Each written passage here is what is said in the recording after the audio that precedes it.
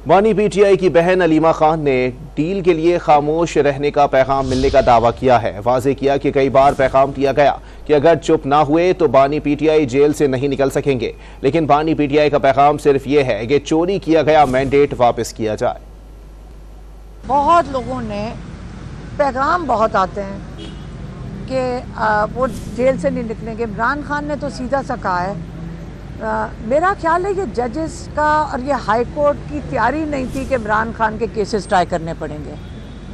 मेरा ये ख्याल है अब जब केसेस उनके सामने आ गए उनको समझ नहीं आ रही इनके साथ करें क्या। किस किस्म के पैगाम आ रहे हैं कि आप ये जेल से निकालने के लिए आप फिर चुप करके बैठ जाएं। डील का मतलब क्या है? डील का मतलब है कि चुप रहें, यही होगा ना डील। हम तो कई दफ़ा पूछ चुके डील में इमरान को क्या। इमरान खान ने सिर्फ ये कहा था, पैगाम जो उनका था कि ये मैंडेट लोगों का चोरी किया हुआ वोट वापस कर दें, बस।